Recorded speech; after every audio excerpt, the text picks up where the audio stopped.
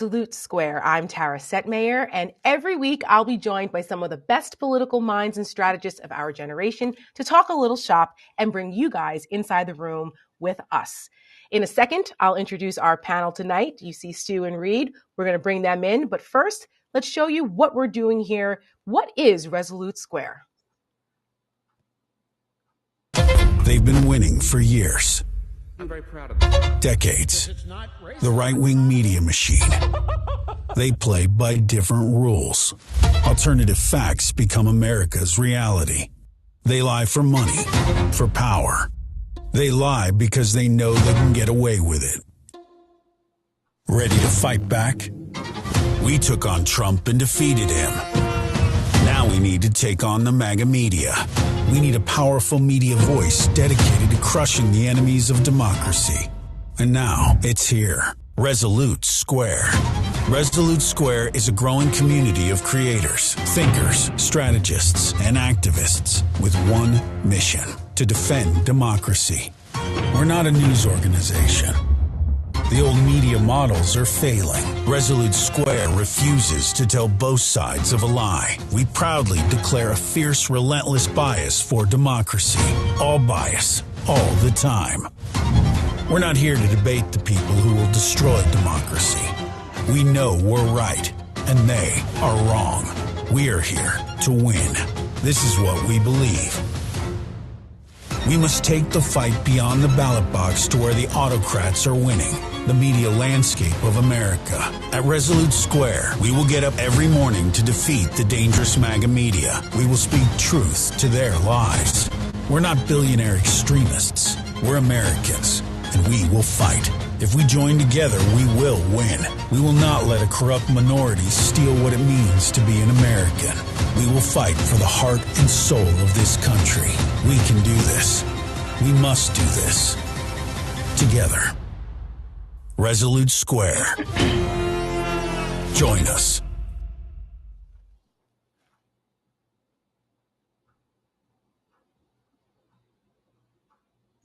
And we are back. So if you guys want to join us for the conversation, we want you to be interactive with us. Make sure you go to resolutesquare.com and sign up, subscribe, and you can ask us questions directly, which we will do in a few minutes after we have a little chat. But we are definitely going to make sure we get more of your questions in tonight. And also, if you want to subscribe, there is a 20% off of the top 2 tiers of the subscriptions. So make sure you go over there and check that out. The code is Insider20. That's our Thanksgiving gift to you guys this week. So go and check that out and sign up. And also you can get some cool gear. We have some of that too. I just got my sweatshirt. It's very comfy. Perfect. It was a little chilly over the weekend here in the DC area. It was freezing and kept me warm. So check it all out over there at resolutesquare.com. Now that housekeeping is out of the way, welcome back, Stu and Reed. I'm glad that we have some time to chat this week because some stuff happened over the weekend that I think will be of interest to our viewers that I want to get into. And for those who do not know, you guys who may be new to this, Stu is a former Republican strategist. He's a senior advisor for the Lincoln Project, and he's worked on 5 presidential campaigns, so he knows a thing or two. Because he knows a little bit more about the GOP machine because he helped build it. And now he's on our side, thank God. You have to rub that in, do you? Yes, Right. yes. And of course, Reed is a former Republican strategist as well and co-founder of the Lincoln Project. And he is with us to join the discussion tonight, too. Welcome back, Reed. Thanks. So, guys, over the weekend, we saw the Republicans trot out to the cattle call of the Republican Jewish Coalition, which is part of this circuit that if you want to run for president in the Republican Party, there is a circuit that you basically have to go on to court donors and present your case and see, get a certain temperature, take the temperature of your support. And this is one of those things. And I thought it would be interesting for people to kind of hear why these things matter and like what that process is, because it's a little different for Democrats. They have their own circuit of the people that they need to go in front of and who they need to sell their candidacies to. But this time around, we're talking Republicans because Trump announced, as we discussed last week, it was a bomb. The reaction wasn't great. And this weekend that just passed, we had a whole bunch of potential hopefuls that were pretty critical of Trump now, which I just find ironic. Stu, I'm going to go to you first on this. What did you think of some of the folks that we saw there? We saw Nikki Haley, we saw Pompeo, we saw Chris Christie, all trying to make a case for themselves. You know, there used to be this thing that we call the invisible primary, which is exactly what you're describing, that you would go through this process. A lot of it was about raising money because you're getting in front of people. Sheldon Adelson used to be a big player in this group. And it would be sort of like off Broadway. And you could test drive messages and really nobody was paying attention except the people in the room. Trump blew that all up in 2016. And there were a lot of us, and, I was as guilty or more guilty than most, that thought it wouldn't work. I still believe that there was a structure in place that Republican Party would. I just couldn't get over the idea they would end up nominating a guy talking in public about having sex with his daughter. Call me crazy. Right. More than once. But, I think what's going to be really fascinating to watch now, there is clearly a move to reestablish that order after 16. And all of these people are going to pretend that like Donald Trump never happened. Personally, I'm very skeptical if that's going to work. I think Trump always ran as an anti-establishment character. I think his problem in 2020 was he had to run as an incumbent. So he had to defend stuff like, hundreds of thousands of people dying, things like that. More jobs lost. And he's a guy that never likes to defend anything and doesn't like to actually have accomplished anything. It's all about the sell and all about the future. So I think that they're kind of living in a world that has disappeared. But we'll see. Reed, have you ever gone to one of these events? Sure. I've been to a couple of them. I've been in the audience. I've set up the stage. I've been behind the stage. I've seen them all. Right, because you did advance for Bush and others, and so you know what it takes to set these things up. And it's funny because some of the ones, like I've been to the Iowa straw poll. That's another one of these phantom primaries that Stu was talking about. Some of these things back in the day, and I'm not even going to tell you who was my host when I was in Iowa for the straw poll one year. It's someone that has just lost their freaking minds and is basically part of the problem. But I had a great time at the Iowa State Fair. I will say that if you've ever been, it's amazing. But what's it like in the room?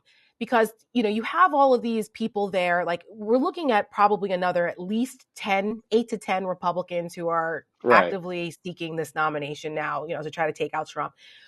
What is it like when you're at some of these things? Take some of the people who have never been. For us, we're used to it. But for the people who've never been to like one of these things, what's it like? Well, I mean, the expression cattle call is actually pretty apt. Because the steers in this case, the bum steers in this case, as Texas Monthly would call them, literally go up one at a time. You get your 5, 7, 10 minutes, whatever it is, and everybody's in the crowd, like the RJC, right? It's a bunch of Republican Jewish activists and donors, and they want to hear certain things, right? As far as this particular crowd, they want to hear that Israel is our number one ally in the Middle East. We will be with them there. 100%, right? The Sheldon Adelsons of the world, who has now passed away, but was a huge part of this. They want to hear that we're going to keep the embassy in Jerusalem. They want to hear those certain things.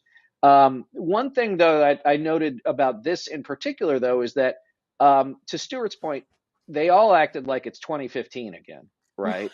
Right. Like that Trump never happened. They know he happened. They know he exists. He is not just a happen. He's an ongoing concern, literally and figuratively.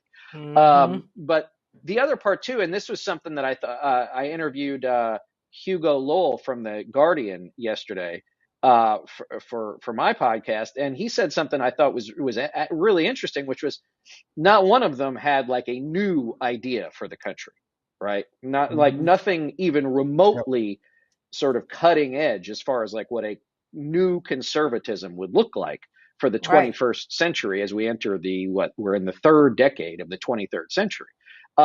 Excuse me, 21st century, although it sometimes feels like Star Trek out there. It does. Weeks or And years. right. So, they had, I think the part of this was like, road testing a stump speech, right? What are the things, you and Stuart's probably written more of these. You have, whatever it is, 5, 7, 10 minutes, and you have your inserts for whatever crowd you're talking to, right? And You so it's have like your applause lines, right? right, Certain things are going to get the applause lines. Yeah. right. So Nikki Haley says, "I've never lost an election, and I'm not going to start now." Right. Right. Yeah. Mike Pompeo, America first, blah, blah, blah. Oh, okay. Yeah, yeah, yeah. And so they have those things, and then they'll tweak it. They'll see what works, what doesn't.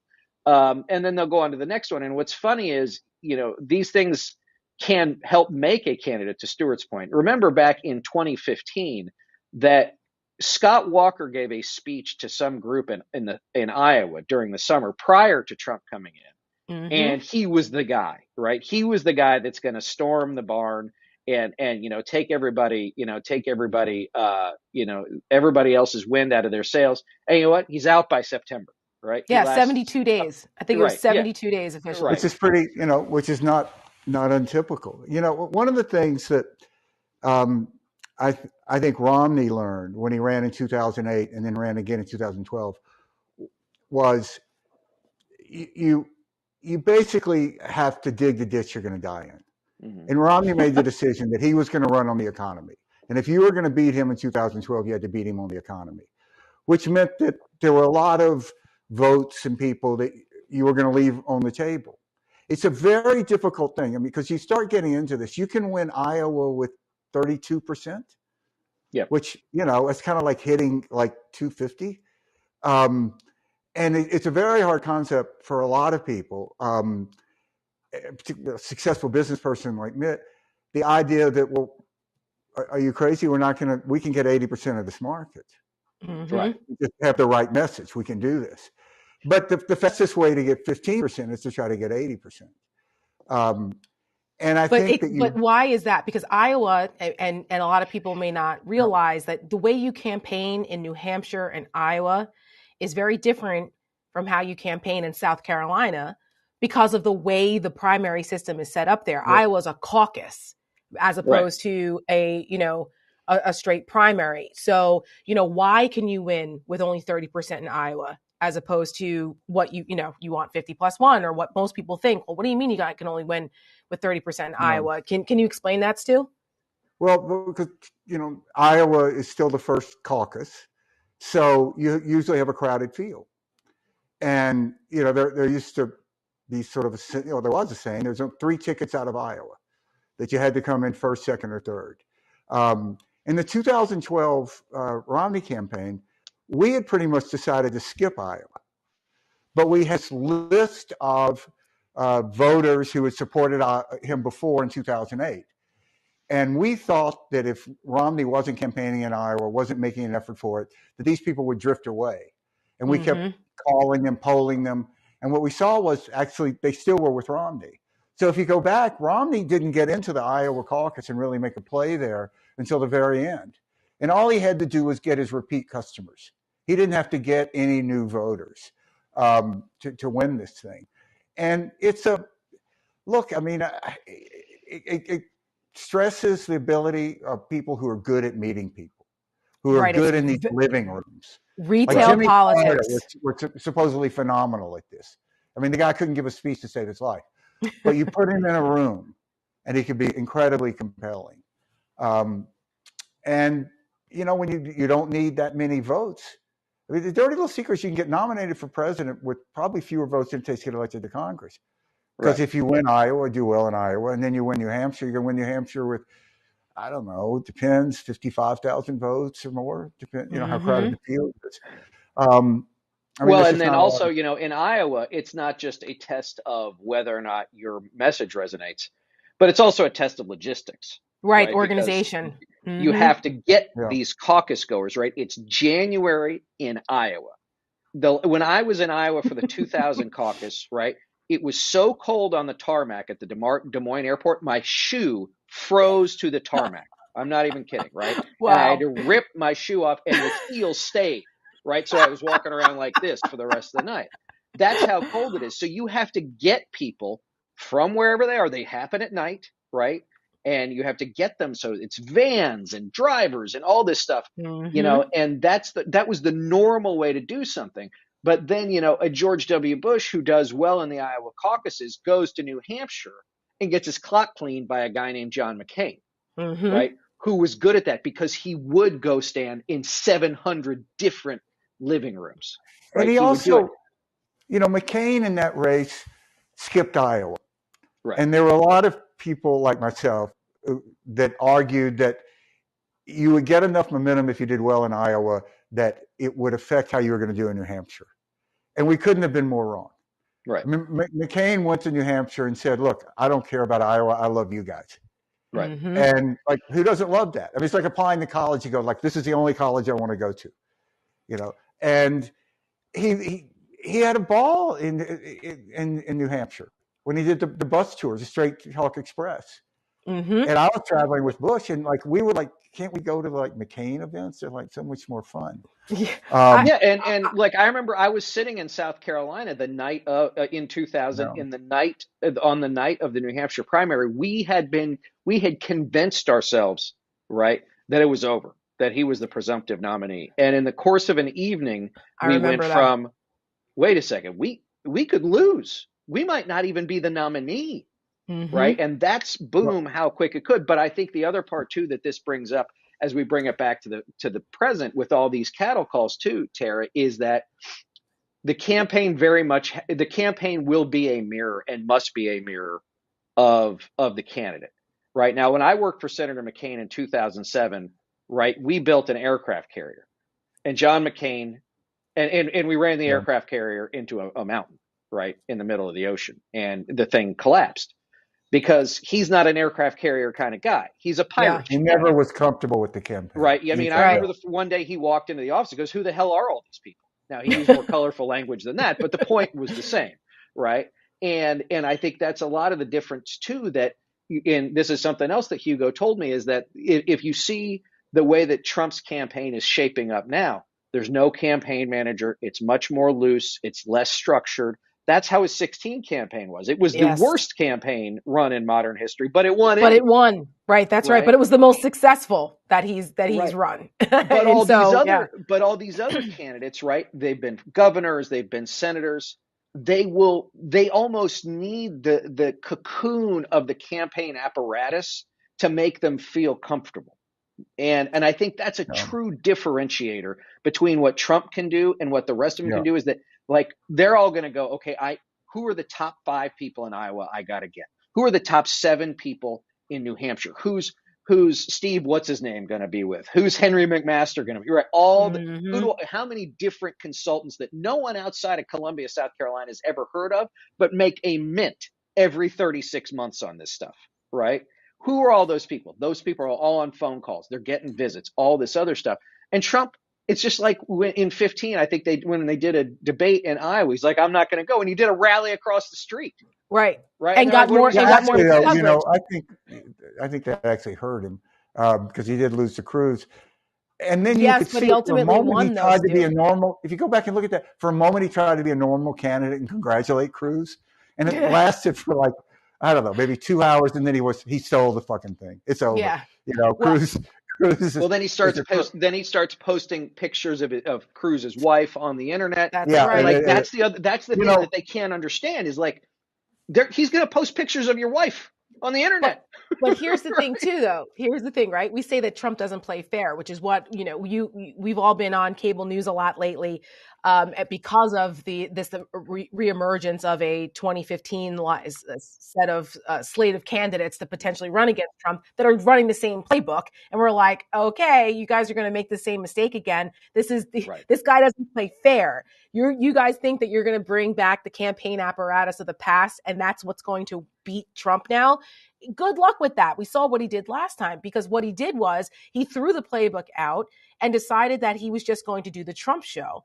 And the media went along with it and gave him all this free media, and it became just about the show. And Right. people have no idea how valuable all of that free airtime was in impacting voter behavior. And Sure. so we're Yeah. in a different era now. Back when we were on those campaigns, right? When I was in Dartmouth with Rock the Vote, when Bob Dole was a candidate, freezing my ass off up there in I guess it was January. Yeah, I guess New Hampshire primary time, freezing my ass off at Dartmouth.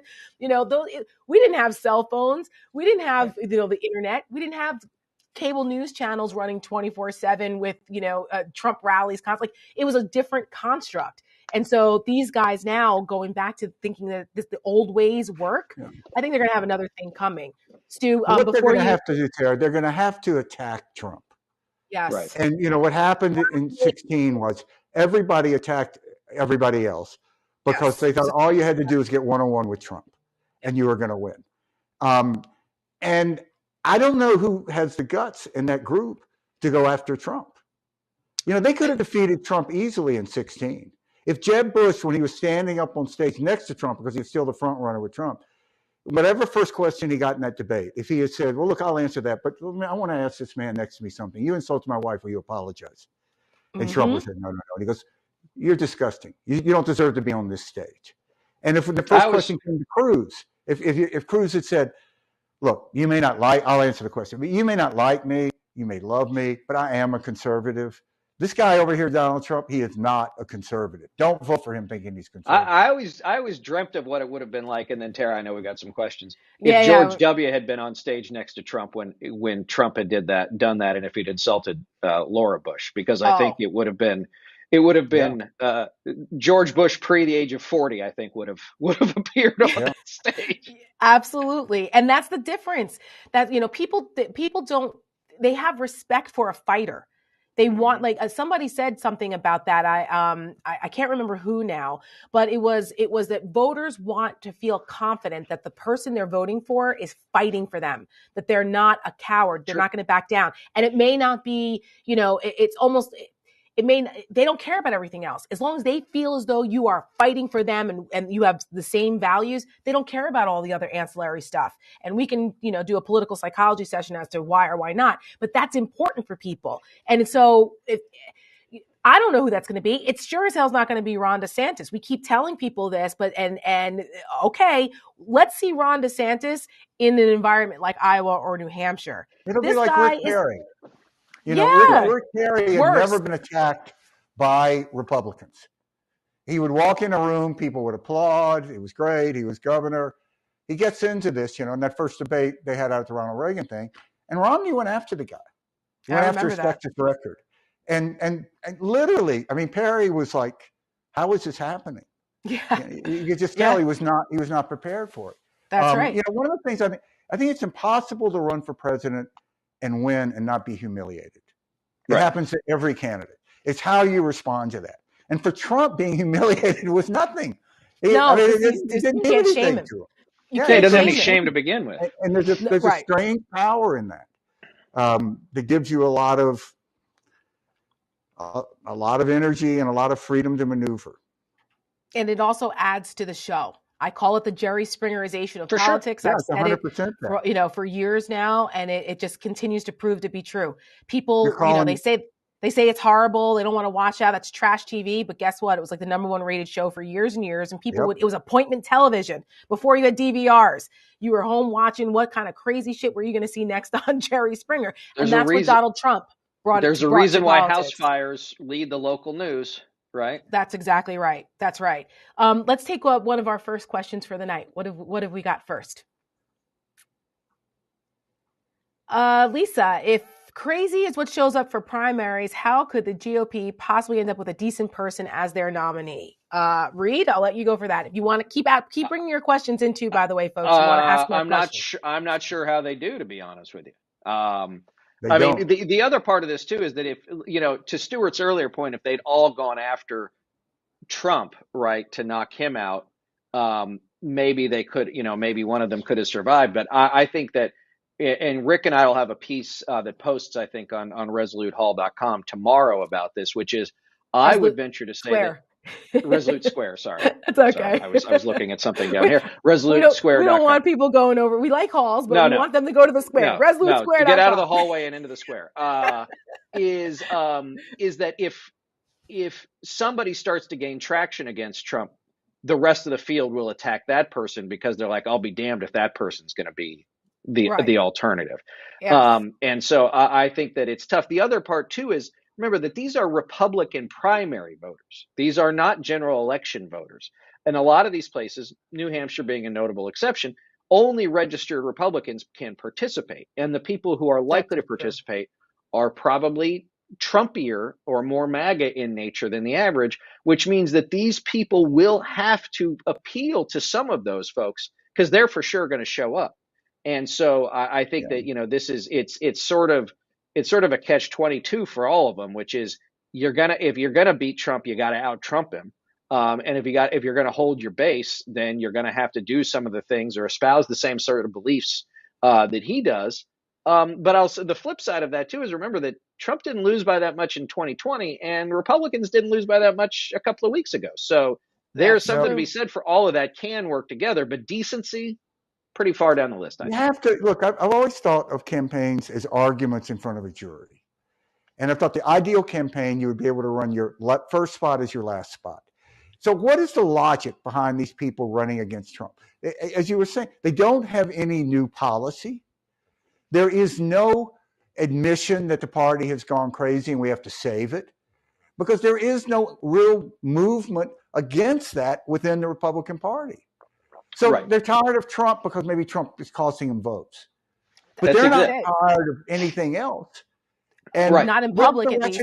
For it? But not publicly, right? Not publicly, Stuart. That's the difference. Before, we all know, we've been in the room with people where they're talking about how horrible Trump is and how despicable he is, and they can't stand what a moron he is, what an obnoxious prick he is, what a racist he is. But as soon as they're in public, oh no, we had tax cuts and we're owning the libs. And only now are they willing to start to say something because it's costing them power.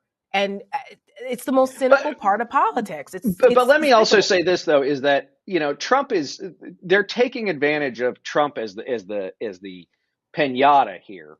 I'm not sure it's going to work, but also Youngkin, Haley, DeSantis, Cruz, all of these people, they all campaigned and endorsed for these same people. That's right. They all campaigned for these people. For Carrie Lake and for Adam Laxalt. Stood next to Carrie Lake. That's right. They all went to her. They all went to down there to work for Herschel Walker. The Republican Party is what the Republican Party wants to be. It hasn't taken a wrong turn in their thing, and this is why they are not growing. This is why you have to hunt anybody under 30 who really is a fervent Republican insane with dogs. There just aren't many. I mean, look at what happened. We talked about this the last time. Look at what happened in Arizona. I mean, what was Hobbs getting in these college campuses? Like 85% or something? I mean, like the University of Michigan and Michigan State was like 95% of the Democrats. Yeah. Right. That's right. And unless they're, the Republicans now are basically they're the little brown shirts of the Republican Party now that they're raising up. The freaks and weirdos. That's right. That go to Turning Point USA, Charlie Kirk events and things like that. It's interesting though, because when I interviewed the author whose name Kyle Spencer, who wrote Raising Them Right a few weeks ago. This is what we were thinking the same thing. There it is. I was about to go there. The difference is, Stuart, is that the Republican Party and the conservative movement has been chasing these weirdos for 60 years, right? Yeah. I mean, I remember when I went to college and somebody's like, "Oh, you grew up in Republican politics. You're going to be a college Republican." I'm like, I would never hang out with those people. Not in a million years. Look at hold on, though. No, I was wait a minute. I was vice chair of the college Republicans at CW, and we were very cool. Okay, so not all college Republicans were. Well, how many of those do you think are still there? Yeah, I know. I mean, how many are still around? But you know what, though? But here's the thing. I was only college Republican vice president for a short time because some of those horrible people were not, they weren't thrilled about a woman of color with all of Yeah, I this bet. zeal coming in and stealing the show from them and coming up with Right. other ideas and expanding. And literally, my very good friend Garrett Peel and I, we decided to start our own organization called what do we call it? Students Under Republican Guided Exchange. I don't even know how, GOP Surge. I don't even know how we came up with that, but we did as a And this was a GW? volunteer at GW. And we had it was a volunteer organization because we wanted to show people that not all Republicans were a bunch of buttoned up, stuffy, rich white kids, and that we actually cared about what conservative values were supposed to be, which was empowering individuals, helping people, get from their bootstraps, all those kinds of things that we wanted to show people conservatism in practice. So to your point, Reed, actually, yes, the college Republicans were problematic in that initially And that's what I was going to say. I remember yes. every year I was there, every semester they'd elect a new president, and by midterms they'd throw that person out. Like that's how it was every year. And I'm like, these are a bunch of goons. Yeah, right. it was. I'm not going It to was hang like out with that. them. And then the other alternative was YAF, Young Americans for Freedom, and they were even goofier than college Republicans. They were But they're all still weird. Look, I mean, the Leadership Institute, all of these things have been around for decades. They're still out there. I saw on Instagram an old Republican friend of mine was in Indiana teaching a Leadership Institute class, right? They're still going. Yeah. I mean, I was part of all that. We were part of that pipeline, and GoPac was another one. There's something else. I ran GoPac, for Christ's sake. But Tara, somebody ask you why you're a Republican. You could articulate that. And it would have some credibility. It would be, a smaller government, freedom, probably, strong against Russia or Soviet Union, against communism. Right. And that stuff actually had some truth to it. And the sense of normalcy, of stability, which was, it goes back to Eisenhower. I mean, the idea government should be boring for the most part. Those are good things. But now no one can argue what those mean. That's why they talk about, bathrooms. They talk about borders. They don't know. It's why they lost this past election so badly. I mean, Mike Pompeo said something people care about. Mike Pompeo said something in an interview, I think it was yesterday or the day before. He said Randy Weingarten, who runs, I think, the American Federation of Teachers, is the most dangerous person in the world, and it's not close. Now, there's plenty of stuff to talk seriously with about organized labor in the teachers unions, right? I think, and we should have those conversations. The idea that Ms. Weingarten is the most dangerous person on the planet out of 8 billion people, with some of the people we got running around, not only around the world, but also in the country, is ridiculous. I don't think she has nuclear weapons. Right. Access them. I don't think she's cutting people's heads off. I don't think that she's out with an AR-15 shooting up gay clubs. I don't think that she, stop it. You're not going to Walmart and killing, Hispanics because you're upset about what, people telling you there's an invasion coming over the border. I mean, these people, they talk in this hyperbole, but that's the world that they live in, and it works for them to a certain degree. They don't have a. If we fast forward to 24 and assume Biden is going to run again, these are all dynamics that favor Biden. His race in 20 was a classic case of where what had been negatives for Biden became positives, which happens a lot in politics. It happened for Thatcher. It happened for Churchill, where, Thatcher was this sort of the Iron Lady. All of a sudden you needed the Iron Lady. Mm-hmm. Churchill was this bellicose weirdos, moment had passed. All of a sudden you needed that. So Biden was. He was the Cassandra, right? He was no one would listen. No one would listen. Suddenly, so Biden was a guy who'd been in government since he was 28. He was elected to the Senate 28. Right. He was, he knew how government worked. It was boring. He himself was boring. That's and right. All of a sudden, that became a positive. Sure, because it was stability. People were exhausted, and they wanted they wanted the stability of Grandpa, who's been there, understood, and not only stability but competence. Yes. It wasn't just that Trump is a bad, evil person. He's incompetent, and the people around him are incompetent. They are not only unwilling, but incapable of governing. They don't want it. They're not running for any reason that has to do with governing. No. And this has always been sort of a weird dynamic in the Republican Party that I think never was resolved. How do you run as an anti-government party to get elected to government? Right. You know, Right. we Right. used to when Reagan used to say, you know, tell that story that the most dangerous words in the English language are, "I'm here from the federal government to help," I'm and we here. would all We're here laugh to and it help. kind of make. Right. Right. But really, when you think about it, so I want to run so therefore I am running for president to run the federal government. There was Right. always this tension That that was sort of always the never got villain. resolved. Right. Um, Um, so we have a bunch of audience questions that I want to make yep. sure we get to. So let's start with the first one from Deborah Bowen. All right, Deborah, that's my mom's name. What should we do? What should we be doing right now to reform strengthen election infrastructure? Well, I would say that if wherever you live, in a county, go down and ask, or email your elections chief if it's a registrar. Sometimes it's a clerk or court or whatever, and say, how can I sign up to be a poll worker? How can I do that? Go to powerthepolls.org or votethevet.org vetthevote.org if you're a veteran. And learn how to get involved in elections. These things, the people who work at elections, we saw during the January 6th committee, was it Shay and her mom, Miss Ruby, I think it was. Yes. They are the types of people who make American democracy work on election Yeah, day. Without them, it doesn't happen. It is one of the odd sort of truths that we run the world's most powerful country in the history of the world with volunteers. We elect them mainly with volunteers. Yep. I personally think we should spend a lot more money on elections and I think we should nationalize our structure where we are now, because this is a problem you can solve with money. If you throw more money at elections, you can do a better job at elections.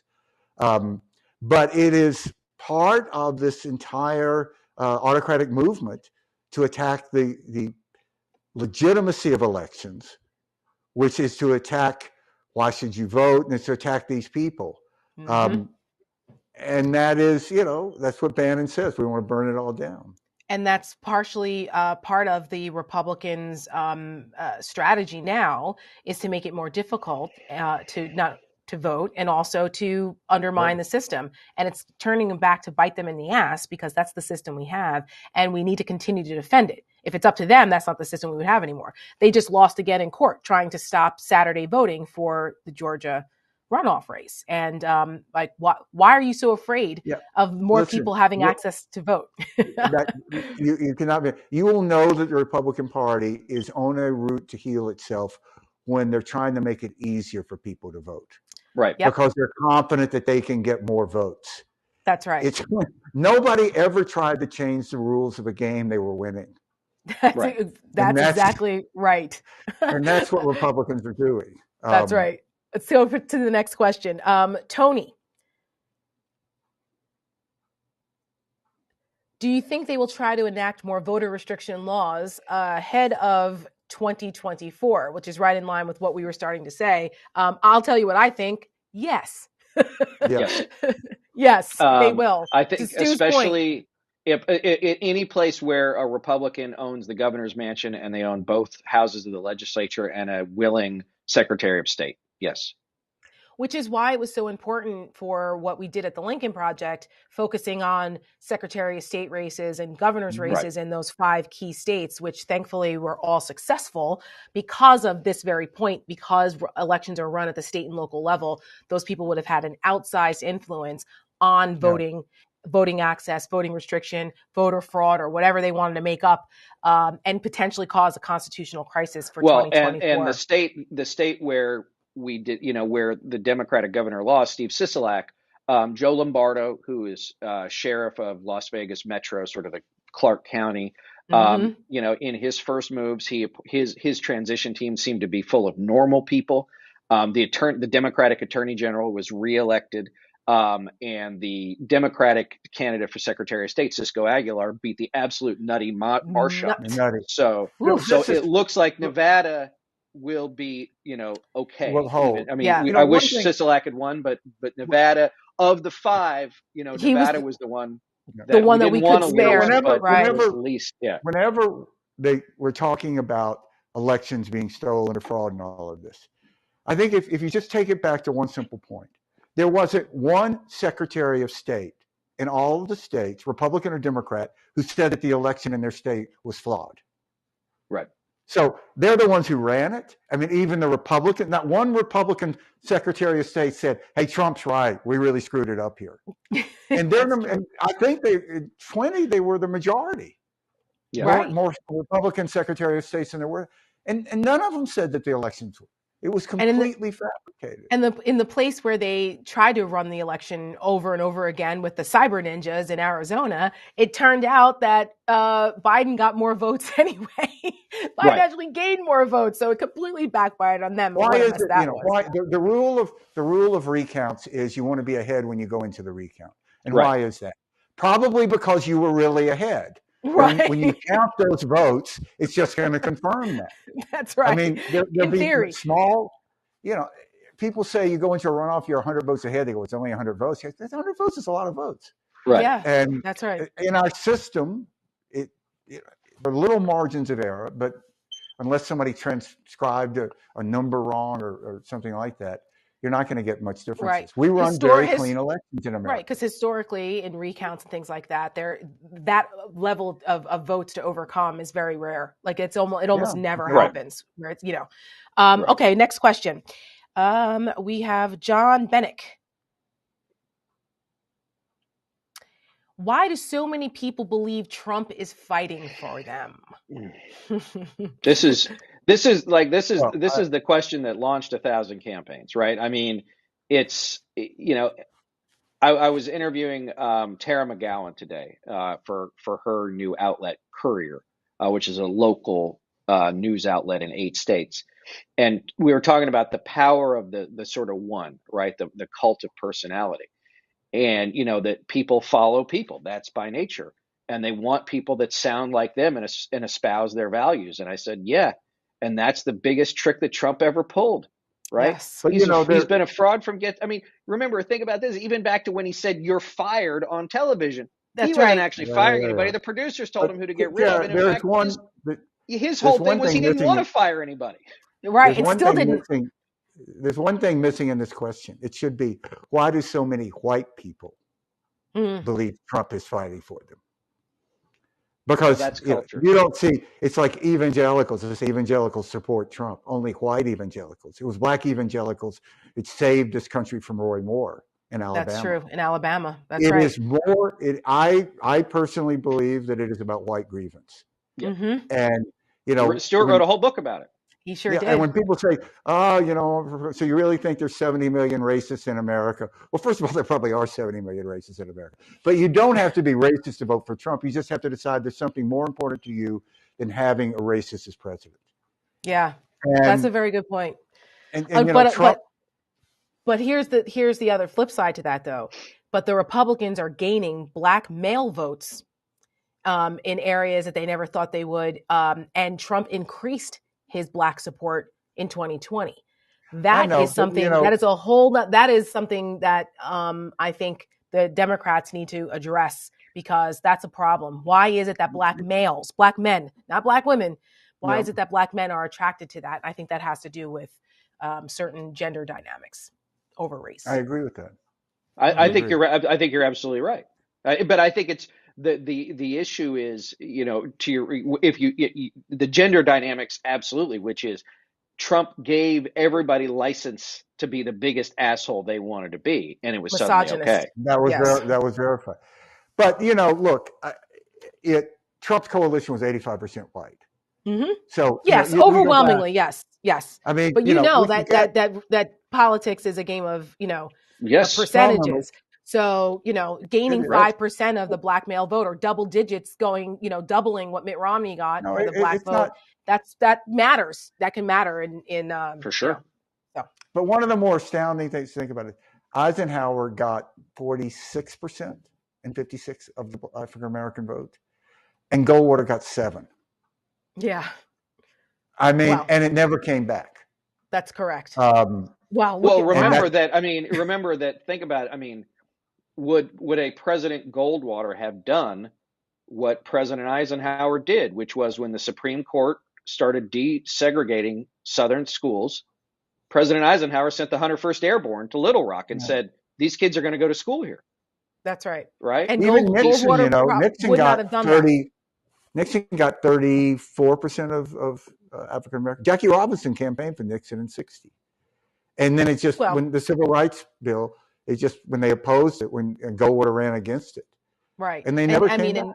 And affirmative action and those types of things started under the Nixon administration. And so they made overtures and where there were tangible results that were favorable to the Black community that they saw. But unfortunately, there was a lot of other more ugly stuff that Nixon also, with Law and Order and some of those things Southern that he ran strategy. on, and the Southern strategy, that's right, Lee Atwater, where they exploited the white grievance post civil rights era stuff. So and it's never recovered since then. So it's that is a very complicated question, but we're not going to solve tonight.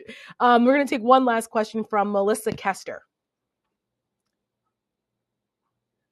All right, Melissa, for those of us who are creatives, what should we be doing to help ensure Trump is not elected? Well, Melissa, you happen to be talking to folks that are involved in the creative business, given what Lincoln Project has done. Stu, you are the biggest creative here. Sure. What should she do? Listen, I think Trump is evidence of the power of popular culture in our society. And creativity is what drives popular culture. So I think whatever outlets you have to be able to make people look at the reality of Trump in a way that could be funny, it could be mocking. Trump hates it when people laugh at him. I think that there's a clear roadmap there. I mean, start a TikTok account. You can probably win an election that way. I mean, there are no more gatekeepers, and people are going to be drawn to the power of creative content. And I think now when you have like this, we're streaming this. We didn't have to go get a cable license. We didn't have to apply to the FCC. Right. And everybody can do that. And I think it's extraordinarily, use a word I don't really like, but it's not a bad word for this, empowering. It allows people to go out and express themselves. Look, if you're a writer, write. If you're an artist, draw or paint. If video is your medium, right, make videos. I mean, the one thing we've seen is, like, if a goon like me, right, can go on TikTok and pick up a couple thousand views on something, like, you can too. I promise you can too. Because as my children love to remind me, I am not hip. Right. And so if you have the talent, put it to use. Right. Because, it's just like everything. Right. Not everything's going to be hit, but the thing that hits might be the thing that changes it all. And we've seen that, the idea of going viral now, there's multiple mediums where that can happen, and it's changed lives. It's had impacts, the hashtag activism that used to happen on the old Twitter before it went crazy. Instagram, these are all places where you can be your own distributor, your own content creator, and you don't need anybody else to do it. All you need is a phone and a subscription plan, to the internet. So, yes, use your talents. God has blessed us all with talents, and we're trying to use them for good. Use them for good, whatever it is. Just use it for good. For sure. So guys, I wanted to talk a little bit about McCarthy, but we got so into the Republican primary stuff because we saw these idiots over the weekend, and we're saying to ourselves, like, oh God, don't make the same mistakes of 2015. If you're going to take Trump out, you really need to consolidate. And I think it's important for people to, as they're watching this unfold, because we've got 2 long years to go through this, but this is the very beginning, the nascent stages of what a presidential campaign looks like from the Republican side of things. And we're going to see more people enter the fray, more people getting numbers for the cattle call, more of the influence peddlers in the Republican Party, the big donors coming out, and who's going to be the kingmaker this time, and how does Trump react to it? I think it's a fascinating dynamic, and I really hope that it doesn't play out the same way it did in 2015 and 16, because we know how that ended up. Yeah. But this race has started. Yes. And the one thing, every campaign has the exact same amount of its time, and how you use that time is often one of the decisive factors in how you win. And it's going to be fascinating to watch if somebody actually has a strategy to beat Trump rather than to just be around if Trump himself implodes. And I haven't seen anybody come up with a strategy to go out and aggressively defeat Donald Trump on the Republican side. And the other finite commodity in campaigns is money. A lot of these campaigns, like I said, once, some will start exploratory committees, some will start super PACs, right? Like that'll be fine, right? But as soon as that cash register starts going, it doesn't stop till you run out of money. And there are plenty of people who, get to November. A year from now, there'll be half a dozen campaigns out of business because they ran out of money because they're like, well, we have to hire. I mean, the desire for a presidential campaign to pick up bodies and expenses is almost inexorable, right? And I would also say, just look, I saw Mike Pence is, hiring up, and he hired a young woman who's coming out of Ben Sass's office as like a communications director. And I'm like, I hope that your time in the United States Senate prepared you for what you're about to encounter, because I promise you it hasn't. And let me just say one thing about Pence. I'd feel a lot better about Pence if somebody said, like, why are you running for president? Because the last guy tried to kill me and I'm still pissed off about it. Right. Like that, I could at least appreciate. We could have a whole, Mike Pence, I think, represents the worst of American politics. Absolutely. This is a guy, people forget, he lost his first race because he tried to steal from his campaign to pay his mortgage. That's Mike Pence. Yeah. And look, and he was a radio show host. Right. No campaign ends because somebody wants the campaign to end. It only ends because it runs out of money. Right. Yep. Or, for Trump, he's the king of debt and brags about it, and yet manages to find a way to dupe millions of people into sending him $250 million for a legal defense fund for something that didn't really actually happen. And look, he'll have the money he needs. And that's right. And he'll do it again. And he'll do it again. Well, folks, that's our show. And I want to remind everyone, well, first of all, thank you to everyone who sent in questions. I'm sorry we couldn't get to all of them, but we are thankful for the folks who we did get to. Thank you for sending your questions in.